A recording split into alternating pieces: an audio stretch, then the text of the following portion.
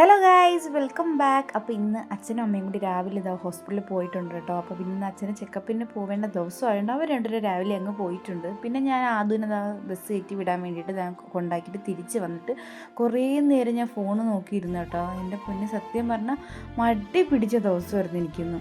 അങ്ങനെ ഒരു 11 മണി വരെ ഞാൻ ഫോൺ നോക്കിയിരുന്നു. പിന്നെ പെട്ടെന്ന് തന്നെ ഞാൻ പിന്നെ കാപ്പിയൊക്കെ ഉണ്ടാക്കി ചേട്ടനും കൊടുത്തിട്ട് ഞാനും കാപ്പി കഴിച്ചു കേട്ടോ. കാപ്പിയൊക്കെ കഴിച്ചതിന് ശേഷം പിന്നെ ഒരുപാട് ജോലി ഉണ്ടായിരുന്നു കേട്ടോ. പിന്നെ പെട്ടെന്ന് ആ പാത്രം കാര്യങ്ങളൊക്കെ കഴുകിക്കൊണ്ടിരിക്കുകയാണ് കേട്ടോ.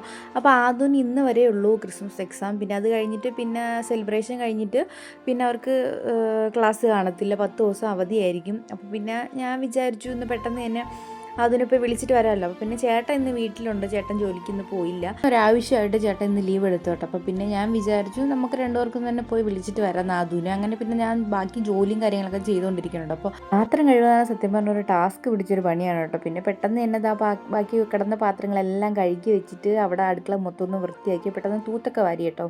അങ്ങനെ പിന്നെ ചോറ് നിലത്തതുണ്ടായിരുന്നു. പിന്നെ ഒരിടത്ത് അടിച്ചൊക്കെ ഇട്ടതിന് ശേഷം ഞാൻ നേരെ സമയം നോക്കിയപ്പോൾ 11:50 ആയിട്ടുണ്ടായിരുന്നു. പിന്നെ ഒരു പെടച്ചെടുപ്പ് പെട്ടെന്ന് തന്നെ ഞാനും ചേട്ടനും കൂടെ ആദുവിനെ പോയി തിരിച്ച് സ്കൂളിൽ നിന്ന് വിളിച്ചുകൊണ്ട് വന്നു കേട്ടോ. പോകുന്ന വഴിക്ക് തന്നെ ആദുവിന് ബിരിയാണി തിന്നണമെന്നൊരു കൊതി. അങ്ങനെ പിന്നെ ഞാൻ ചേട്ടൻ്റെ അടുത്ത് പറഞ്ഞിട്ടുണ്ടായിരുന്നു നമുക്ക് ഒരു ദിവസം പോയി ബിരിയാണി കഴിക്കാമെന്ന്. അപ്പോൾ പിന്നെ ചേട്ടൻ പറഞ്ഞു വന്നാൽ പിന്നെ പോയി ബിരിയാണി കഴിക്കാമെന്ന്.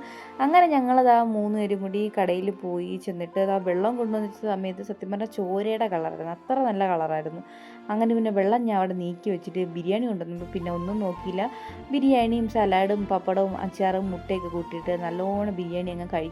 പിന്നെ അതിൻ്റെ ആ ഒരു ഇത് മാറ്റാൻ വേണ്ടിയിട്ട് 1 മിനിറ്റ് ലൈമും വാങ്ങിച്ച് കുറച്ച് ഐസ്ക്രീം അവിടെ നിന്ന് വാങ്ങിച്ചിട്ടുണ്ടായിരുന്നു അരുണിൻ്റെ. അതൊക്കെ കഴിഞ്ഞപ്പോൾ ഒരു മാമത ലോട്ടറി ടിക്കറ്റ് വിട്ടുകൊണ്ടിരിക്കുന്നത്, കിട്ടിയ കുട്ടി ഇല്ലെങ്കിൽ ചട്ടി എന്ന് പറഞ്ഞ പോലെ അവിടെ നിന്ന് ഒരു ലോട്ടറി എടുത്തിട്ട് ഞങ്ങൾ നേരെ വീട്ടിൽ വന്നപ്പോൾ അമ്മ അച്ഛനും വീട്ടിൽ വന്നിട്ടുണ്ടായിരുന്നു. ആ ഒരു കളിപ്പാട്ടം വാങ്ങിച്ചിട്ട് വന്നിട്ടുണ്ടായിരുന്നു. അപ്പോൾ അത്രയേ ഉള്ളൂ. അടുത്ത വീഡിയോ ആയിട്ട് കാണാം. Okay, by.